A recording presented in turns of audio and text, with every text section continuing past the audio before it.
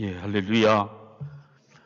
오늘은 인생의 분기점이 되게 하소서라는 제목으로 여러분과 함께 하나님의 말씀을 나누려고 합니다.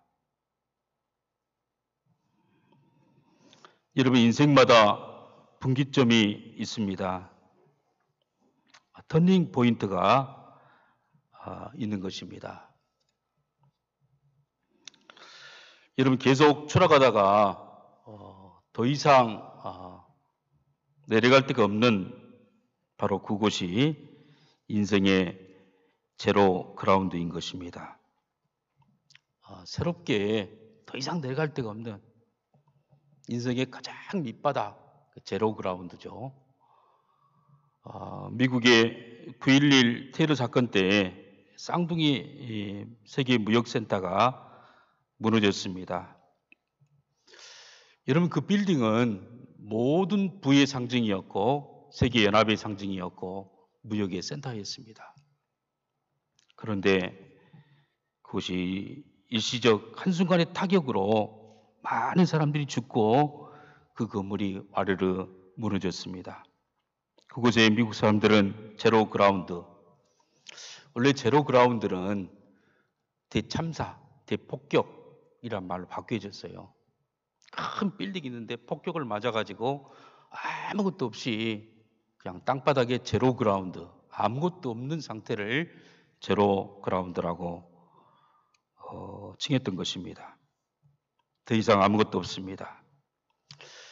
이런 미국 사람들이 그것을 제로 그라운드라고 명명을 하고 공원을 만들어서 이제 추모합니다. 정의, 이 정의가 더 이상 내려갈 데가 없다. 자유가 빼앗길 그러한 더 이상 자유를 빼앗겨서는 안 된다. 세계의 질서가 더 이상 내려가지 않고 이곳에 제로 그라운드를 세운 것은 이제 터닝 포인트로 다시 자유를 세우고 민주를 세우고 세계 질서를 세우고 역사를 다시 세워가는 그러한 터닝 포인트로 삼겠다는 그런 의지인 줄 믿습니다. 우리 인생에서도 여러분 제로 그라운드가 있습니다. 추락해서 그래서 모든 인생의 어려움을 다 겪습니다. 경제적으로 추락해서 이제 더 이상 추락할 것이 없어요. 배고픔과 가난과 죽음과 이스라엘 민족으로 보면은 전쟁과 포로로 잡혀갈 노예 생활을 해야 될 그러한 인생의 가장 존재의 제로점, 존재의 밑바닥에 와 있는 것입니다. 예레미야는 인생의 가장 낮은 그러한 제로 그라운드로 떨어졌습니다. 예레미야는 주변을 살펴보지만 절망밖에 보이지 않습니다. 소망이 없습니다. 왕도 얼마나 눈치를 보고 얼마나 마음이 하루에도 12번씩 변하지 몰라요. 그렇게 하나님 말씀을 선포해도 믿지를 않아요. 부자들도 정권 말기에 현상이 있다면 어떻습니까? 자기만 살려고 정의가 다 무너지고 가난한 사람들의 것을 더 빼앗으려고 혈안되어 있는 그러한 기득권을 가진 부자들, 백성들 어디 의지할 곳이 하나도 없습니다. 친척들도 다 타락하고 더 이상 의지할 곳이 없습니다. 그러한 절대 절망의 구렁텅이 속에서 처절하게 몸부림친 선지자가 바로 예레미야 선지자였습니다. 여러분 선지자이면 대접받아야 되지 않아요? 하나님 말씀을 증거하는 사람인데. 그런데 그는 대접은커녕 구속당해 있습니다. 오늘 본문에 보면 예레미야가 1절에 보면 아직 시대 뜰에 갇혀 있을 때 시대 뜰에 갇혀 있어요. 구속당해 있고 그리고 국제 정세는 점점 더 악화돼 가요. 아수르가 북쪽 이스라엘을 멸망시켜버리고 그리고는 내부를 위해서 쇠퇴해진 틈을 타서 신바벨론이 강해져서 이제 이 바벨론이 계속 남아정철해서, 그리고 여러분 애굽 남쪽에 있던 느고와 애굽에 여러분 느고와 전투를 하다가 무기토에서 부딪혔죠. 거기에 요시야 왕이 죽고 그의 아들 요아스, 가장 악한 왕이죠. 왕이 통치할 때 바로 느헤미야가 등장하게 되는 것입니다. 이런 부패가 만연했고 말씀이 해이해지고 부자들의 행포가 심했고 기득권자들이 자기의 기득권을 이루기 위해서 모든 외세들을 다 동원하고 모든 부를 다 축적하면서 사회 정의는 나락으로 떨어진 이때 하나님의 말씀을 전한 선지자 예레미야는 구금되어져서 아무도 그의 이야기를 듣지 않고 그의 앞날은 앞으로 캄캄한 가장 밑자락으로 떨어져 있는 것입니다. 더 이상 떨어질 곳이 없는 곳에 떨어진 것이죠. 그때 예레미야의 심정이 어떻겠습니까? 아, 소망이 없구나. 내가 40년 동안 복음을 증거하고 내가 40년 동안 주의를 했지만은 그러나 그 결과 이제 나이도 이제 60이 넘어가고, 그때 60이면 얼마나 많은 나이예요. 몸의 기력은 나날이 떨어지고 밥맛도 없고 이빨도 흔들거리고 몸은 아픈 곳이 없는 곳이 없는, 그런데 감옥의 형편에서 차디찬 찬바닥에서 그의 환경이 어떻겠습니까? 아, 나는 복도 없다. 나는 여기서 꼼짝없이 죽게 되는 것인가? 창살 너머로 비춰오는 달빛을 보면서 그의 신세를 반탄하면서 하염없이 눈물만 흐르고, 그리고 앞으로 변화될 가능성이 전혀 보이지 않는 그런 절대 절망, 절대 인생의 가장 밑자락에서 이 예레미야가 있는 것입니다.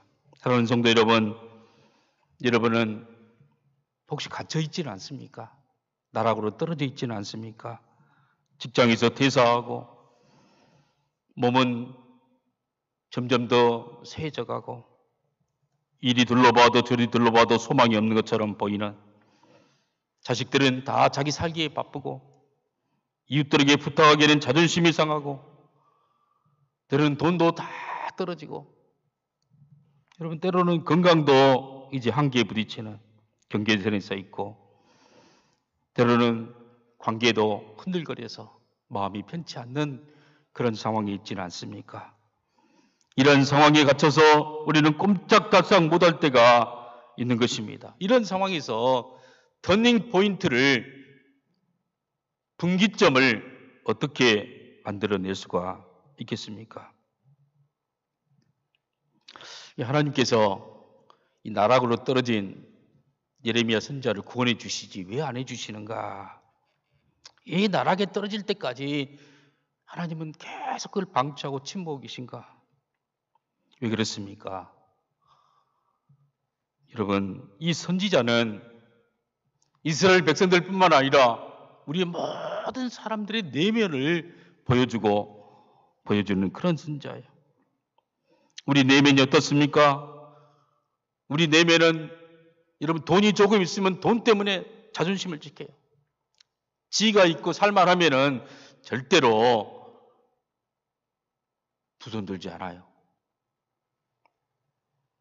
그런데 철저하게 배신당하고 실망하고 가장 의지했던 사람한테 버림을 당하고, 여러분 그럴 때 인생이 가장 슬퍼요. 가장 슬픈 것은 부모 형제로부터 버림을 받을 때, 가장 친한 사람에게 정말 손을 내밀었는데 거절당할 때 얼마나 비참합니까? 근데 사실 뒤집어 보면 그때가 바로 은혜의 때예요. 그때가 하나님이 역사할 때예요. 영적으로 가장 중요한 시기, 바로 터닝 포인트. 하나님을 의지하고 하나님을 절대로 붙잡을 수 있는 그런 시대가, 인간의 모든 것이 다 끊어질 때 바로 그때가 터닝 포인트, 다시 바닥을 치고 올라가는, 하나님 앞에 다시 바로 설 수 있는 은혜의 시간인 줄 믿으시기를 바랍니다. 오늘 우리 예수님은 우리 성도님들에게 찾아오셔서 새롭게 반전과 역전의 은혜를 주시기를 바랍니다. 오늘 예배가 이러한 단일 기도회가 여러분의 인생에서 터닝 포인트, 분기점이 되는 그러한 은혜가 넘치시기를 예수님의 이름으로 축복합니다. 여러분, 성경에 나와 있는 많은 사람들은 땅 끝까지, 인생의 가장 밑에까지 추락했던 사람들, 반전의 은혜, 분기점을 경험했던 사람들이 성경에 나와 있는 바로 하나님의 백성들이에요. 아브라함은 여러분 천신만고 끝에 가나안 땅에 왔어요. 가나안 땅에 왔는데 먹을 것이 없어. 흉년이 들어요. 하나님이 가나안 땅으로 가겠으면 먹을 걸 줘야 되지 않아요? 먹을 것이 없어서 먹을 것을 찾아가지고 살 길을 찾아가지고 갔던 곳이 바로 애굽 땅이었어요. 여기에는 나일강에 수많은 그 물에 의해서 얼마나 참 아름다운 밀이 곡식이 자라고 있는지 몰라요. 여러분, 그래서 살려고 애굽 땅에 가서 애굽 왕에게 속이는 것이죠. 자기 오고 조카로 오서고 그리고 몇몇 안 되는 종들, 자기를 죽이고 아내를 빼앗길까 봐 사라가 너무 예뻐가지고 애굽 왕이 너 옆에 선 여인이 누구냐 물어보니까 목숨을 부지하려고 내 누이입니다. 내 여동생입니다. 라고 속여요. 자기 부인을 여동생으로 속이는 거예요. 사실 그 말은 반트는 맞고 반트는 틀려요. 사실 사례는 자기 친척 누이예요. 그러니까 애굽 왕이 너무 예쁘게 생겨서 네 누이를 나에게 주라. 내 첩으로 삼고 싶다. 그런데도 말을 못해요. 말을 못하고 자기 부인을 단장시켜서 이제 바로의 첫날 밤에 황실에 보내는 아브라함의 심정을 생각해 보세요. 힘도 없고 백도 없고 자기 마누라까지 자기 누이라고 속이면서 자기 어떤 살려는 목심 때문에 자기를 정말 자학하고 자기의 비굴함을 보면서 자신을 정말 쥐어뜯는 환경을 탓하고 여러분 그런 순간에 하나님을 봐야 돼요. 그런데 주님을 보지 못하고 보내놓고 얼마나 힘들었어요. 그런데 하나님이 역사해 주셔요. 할렐루야. 하나님이 역사해 주셔요. 여러분 그걸 보고 이 아브라함은 힘을 얻는 거예요. 모세는 태어날 때부터 미기의 아들이었어요. 여러분 태어날 때부터 죽을 수밖에 없는 남자 사나이로 태어나면 다 나일강에 던져 죽이라는 바울의 명령이 떨어진 바로의 명령이 떨어진 그런 시점에 태어났어요. 그래서 그 어머니 요기벳과 그 아버지는 갈대 상자를 만들어 가지고 모세를 나일강에 띄어보내는 거예요. 띄어보낸다는 건 말이 무슨 뜻입니까? 나는 더 이상 이 아이의 인생을 책임질 수 없습니다. 우리의 인생이 끝났다는 시점에서 우리 하나님은 다시 시작하신 분인 줄 믿으시기를 바랍니다. 요셉도 애굽으로 팔려가서 종으로 팔려갔는데 나중에는 억울한 누명을 쓰고 감옥에까지 갇히는 가장 수치스러운 그러한 명예를 안고 멍에를 안고 감옥에 갇힌 거예요. 여러분 우리 인간이 이렇게 계속해서 마지막까지 떠질 수 있도록 기다리시는 하나님 왜 기다립니까? 하나님을 더욱더 의지하라고. 끝까지 가지 아니하면 손을 들지 않기 때문에 마지막까지 손을 들 때까지 여러분 밀어붙이시는 하나님.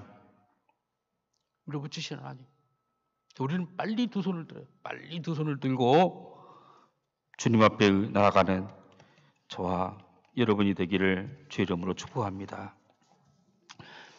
여러분, 이런 예레미야는 이런 상황 가운데 이제 다 두 손을 들고 주님만 매달려요.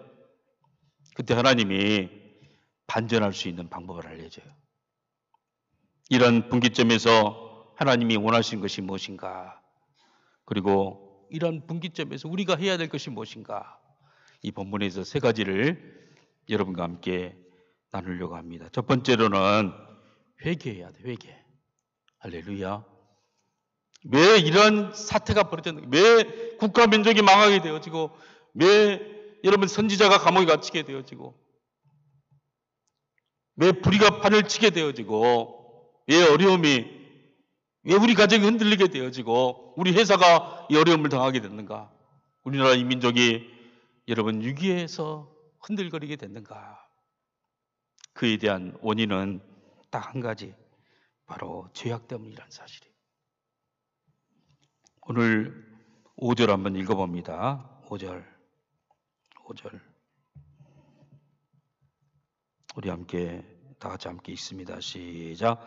사울이 하였으나 내가 나의 노여움과 분함으로 그들을 죽이고 그들의 시체로 이 성을 채우게 하였나니 이는 그들의 모든 악행으로 말미암아 나의 얼굴을 가리워 이 성을 돌아보지 아니하였음이라. 이는 그들의 모든 악행으로 말미암아 하나님이 이 성을, 예루살렘 성을, 여러분 솔로몬 성전이 있고 법궤가 있고 하나님 영광이 있는 곳을 완전히 해파시켜버리고, 그리고 다윗 성에 정말 아름답게 여기는 평화의 성이라고, 이 성을 너희 자손에게, 너희 참으로 다윗의 아들에게 영원토록 지켜주겠다고 약속했어요. 너희의 왕국의 대가 끊어지지 않겠다고 약속했어요. 그런데 그 성에 시체가 가득하고 그 성이 불타고 모든 것이 다 떨어지고, 그리고 산 사람은 포로로 잡혀가게 된 그 이유는 딱 한 가지.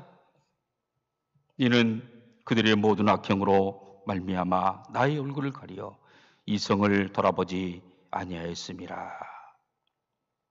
바로 죄악 때문이라는 사실이에요. 왜 나의 가정이 이렇게 되었는가? 왜 아내와 남편은 이런 정말 어려운 관계가 되었는가? 왜 건강이 흔들리고, 회사와 국가와 민족이 어려우면 누구의 책임인가? 나의 죄, 나의 악행. 여러분 철저하게 회개해야 되는 줄 믿습니다. 여러분 사실 사람들은 이 죄가 뭔지 모르죠. 죄가. 그리고는 어떤 살인, 간음, 도둑 이런 것만 죄인 줄 알아요. 그건 죄가 아니고 죄의 결과예요. 죄의 결과. 이 죄의 결과를 회개한 사람은 다시 죄를 범할 수 있어요. 죄의 원인을 회개, 원인. 그 원인이 뭐냐? 원인은 하나님을 떠난 거예요. 하나님을 알지 못하는 거예요. 하나님을 사랑하지 않는 거예요. 하나님에 대해서 열망도 않고, 하나님에 대해서 갈망도 하지 않고, 사랑도 하지 않고, 말씀에 대해서 갈망도 하지 않는 그러한 심정. 그 마음이 바로 죄악된 마음이고, 빼앗긴 마음이고, 은혜가 사라진 그런 마음이. 그런 마음이 계속되어지면 우리는 미움이 자연스럽게 들어오고, 죄악이 들어오고, 그래서 죄를 범하게 되어져서 죄의 결과로 뭔가 형벌이 가해질 때 그때 아픔을 느끼는 거예요. 암이, 여러분, 자각 증세가 나오면, 여러분, 암이 그때는 좀 굉장히 위험한 때죠. 우리 청년분은 들어오세요. 로비에 있던 청년분들을 다 들어와서 하나님 앞에 예배드리니까, 로비에 청년들 오늘 특성도 잘했는데, 나가서 좀 들어가세요. 로비.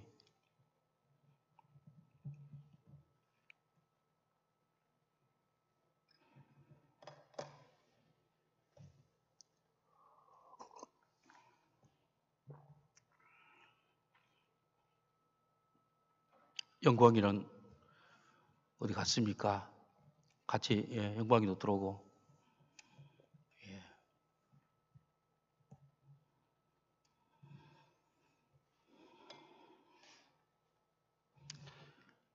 여러분 그걸 회개해야 돼요. 이 바울이 바로 그런 사람이었어요. 바울은 죄가 뭔지를 죄는 율법과 반대하는 것이 죄라고 생각했어요. 자기는 율법을 너무나 잘 알아. 공부를 너무나 잘했어요. 그는 히브리인 중에 히브리인이었고 가말리엘 문화에서 공부를 잘했고 율법의 행위로는 흠이 없는 자였어요. 율법을 다 지켰다. 유월도 지키고 초막절도 지키고. 그런데 예수라는 사람이 나타나서 여러분 내가 하나님이다. 나를 믿어야만이 천국에 갈 수 있다. 너희들의 의는 때 묻은 옷과 같다. 회개하라. 천국이 갖고 왔느니라. 그 말을 도저히 신뢰할 수가 없어요. 믿을 수가 없어요.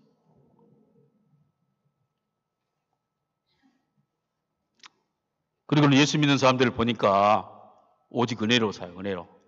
대가를 지불하지 않고 예수 이름으로 용서해 달라고 하면 다 용서받았다고 확신을 갖고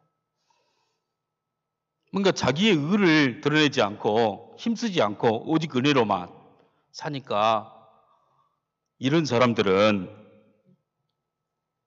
거지 근성으로 공짜로 살아가는 그런 사람들이다. 이 세상에 쓰레기와 같은 사람들이다. 이런 사람들이 많아지면 이 세상은 망한다. 깨끗해지지 않는다. 다 어떻게 얻어먹으려고 하고 공짜로 그냥 다 그냥 은혜로 모든 것이 은혜로 됐다고. 그게 너무 싫은 거예요. 그래서 이런 예수 믿는 사람들을 다 죽이려고 이런 사람들은 쓰레기와 같기 때문에 다 죽여서 처리해서 진짜 자기 의를 강조하고 열심히 노력하고 초인과 같은 사람 이런 사람들이 하나님 나라를 만들고 세상은 발전돼 가고 변화된다고 생각을 하고 공예 살인 면허를 이런 공문을 가지고 이제 예수 믿는 사람을 죽이려고 담에석으로 가는 거예요. 여러분 그때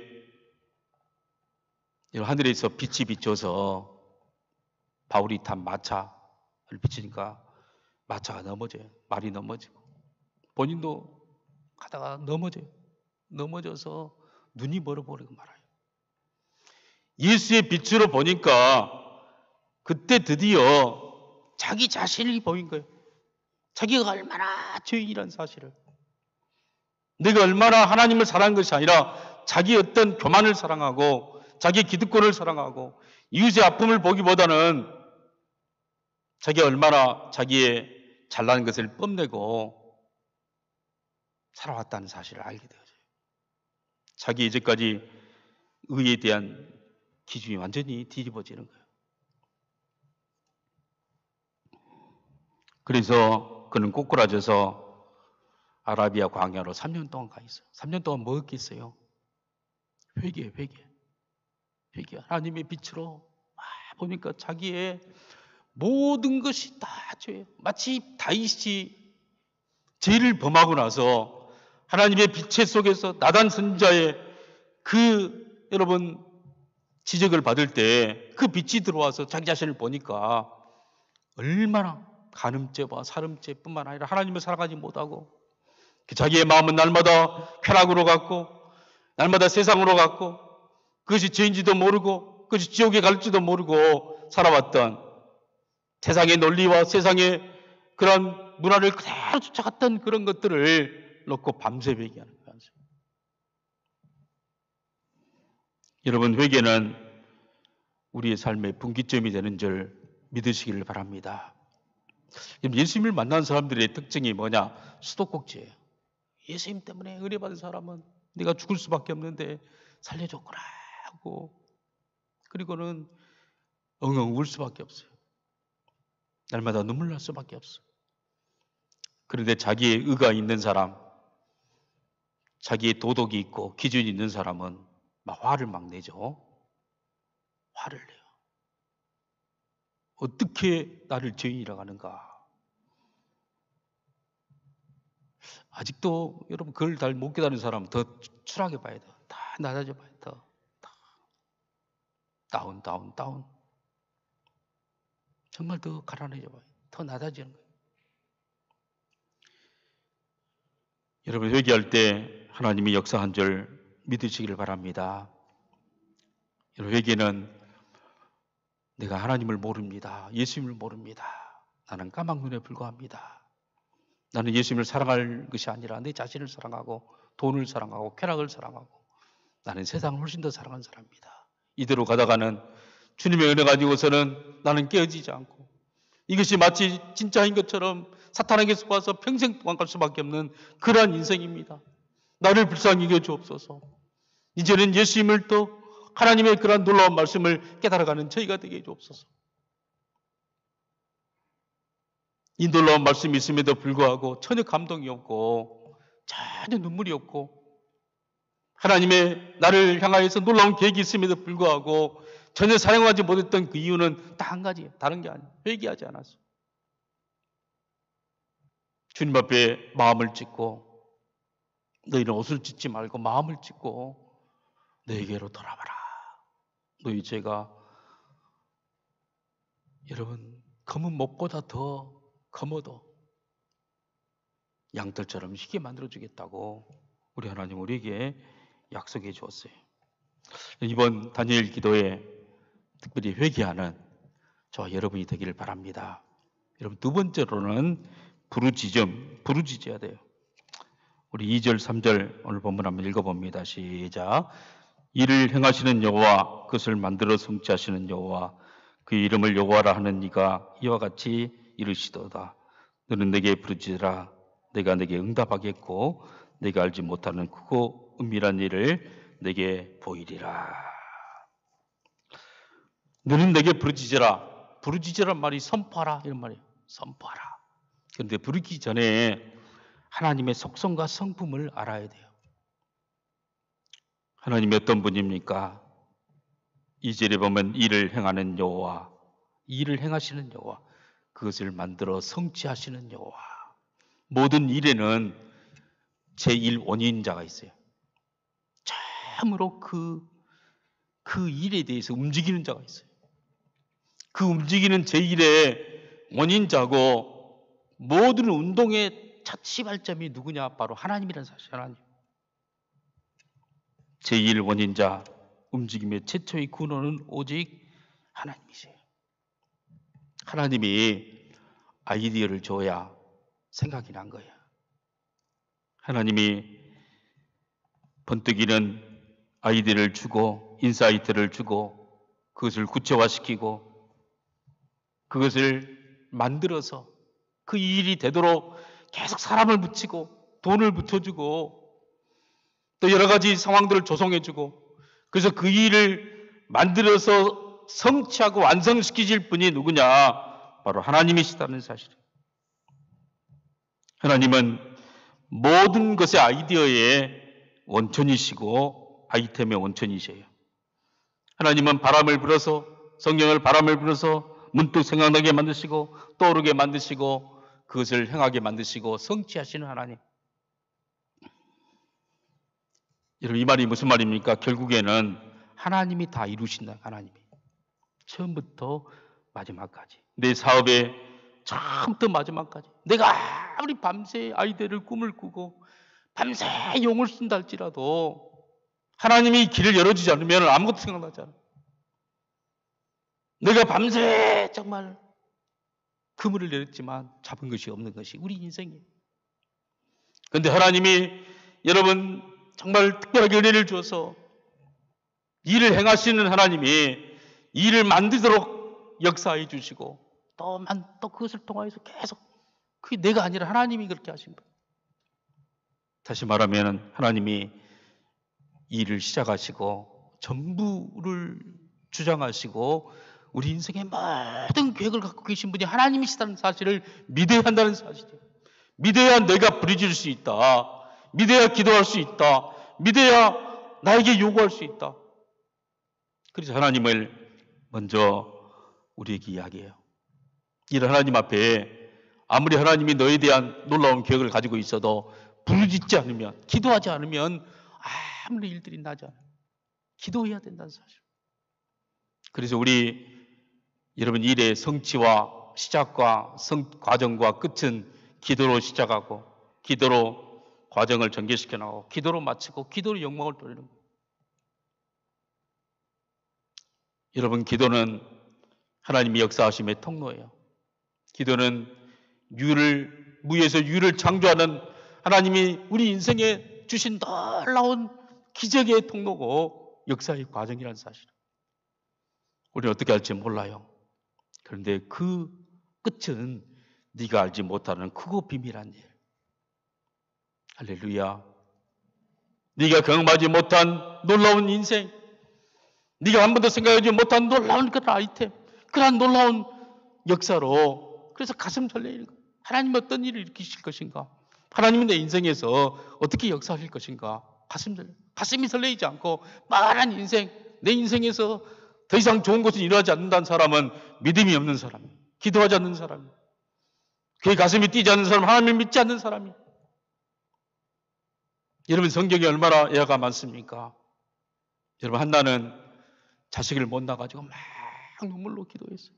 그의 나이는 점점 먹어가고 분이 나는 아들을 쑥쑥 3명, 4명 낳아가지고 그의 아들은 10살, 이제 15살 막 돼가고 자기는 이제 점점 늙어져서 이제 여성으로서의 이제 여러분 경수도 끊어질 날이 멀지 않는 그런 와중에 이 일을 행하신 하나님, 일을 만드신 하나님, 일을 지어 성취하신 하나님, 그 하나님 앞에 눈물로 기도해요.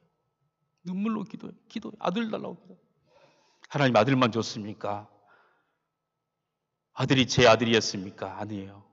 하나님이 크고 이 자기 아들이 이스라엘 민족을 구원시켜내고 이스라엘 민족을 향하여서 대대로 기도의 사람이 될 줄 누가 알겠어요? 여러분 기도로 이번 다니엘 기도회 때 여러분 구체적으로 기도하시기를 바랍니다. 하나님은 여러분에 대한 계획을 갖고 있어요. 이미 여러분에 대해서 걱정하지 마세요. 이미 여러분들은 다 그리스도 안에서 가장 놀랍게 너는 내게 부르짖으라.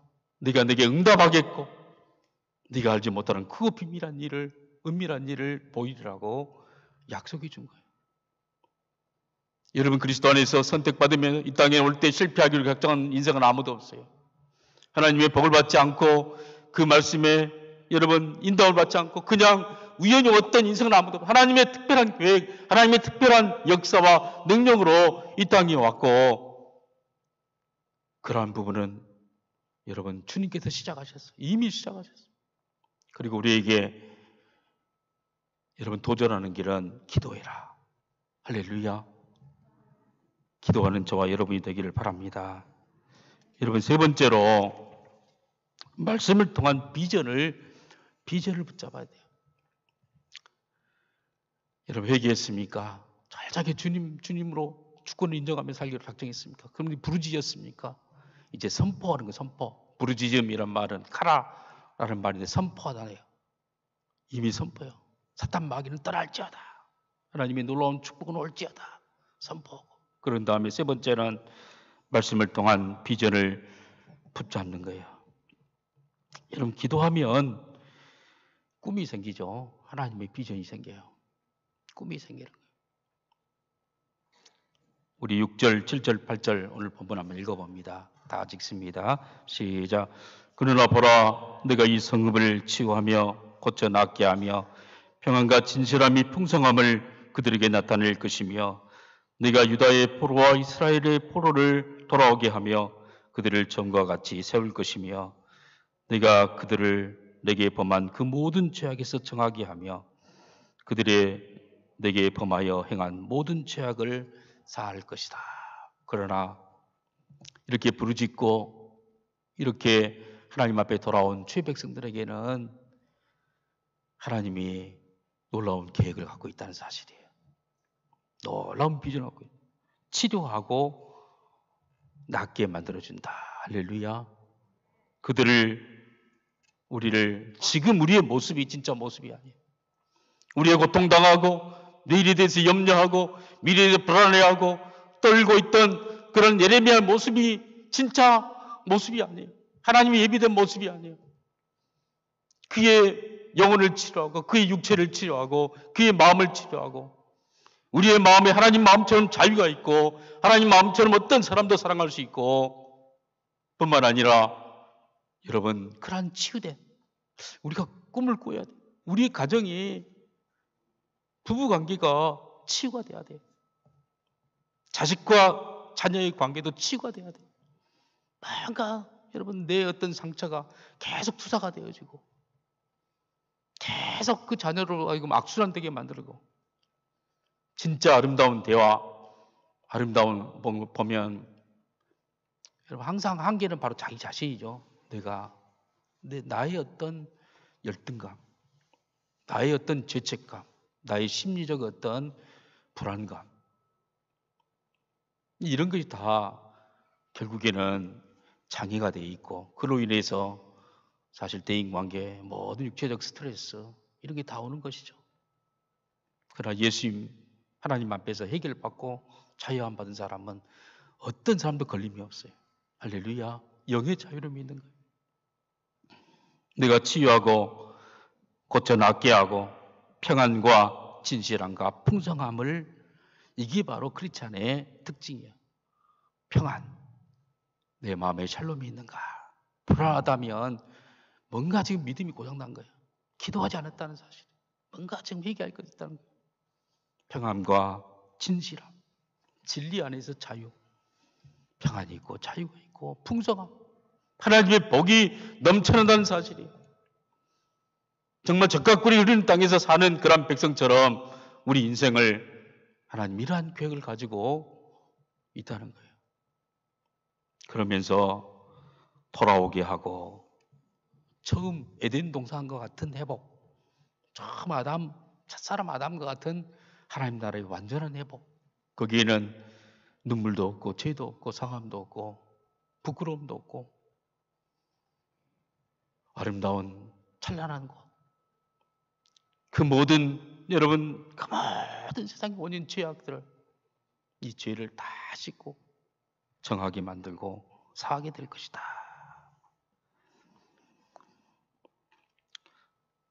여러분 이러한 비전을 받았을 때 에레미야는 어떻겠어요? 지금 감옥에 있고 지금 민족의 상황은 정말 어려워요.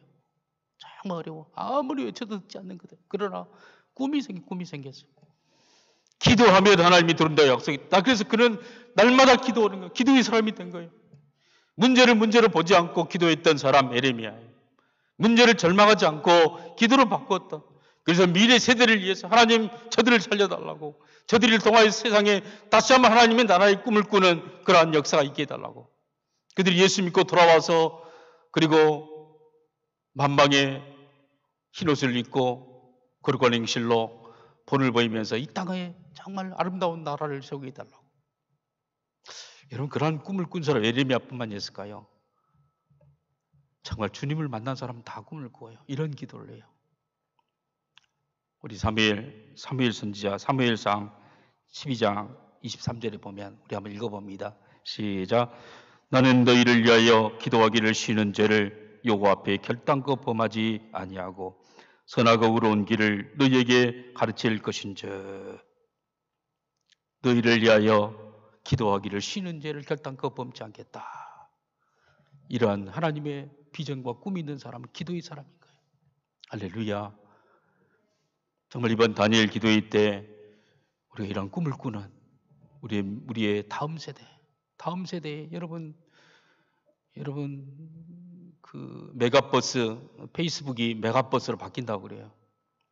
메가버스를 통해서 이제는 제2지 동영상까지 이제 살짝 입체적으로 보이는 것 같은 그걸 5G까지 이제 안경을 쓰고 보면 페이스북을 보면 모든 것이 가상현실로 살아서 움직이는 환상의 세계로 펼쳐지는 그러한 것을 발표를 하고 그러한데 돈이 되니까 이제 어마어마한 돈을 투자해서 전 세계의 모든 콘텐츠를 하나로 묶어서 이제 그쪽에서 이제 개발해서 이제 안경만 쓰면 이제 막 이제 생생하게 아프리카를 안 가도 아프리카 가는 것처럼 인체를 안 봐도 인체의 몸속에 들어가서 허파와 관과 신장을 다 체험하고 나온 것처럼 그런 데로만 쓰겠어요.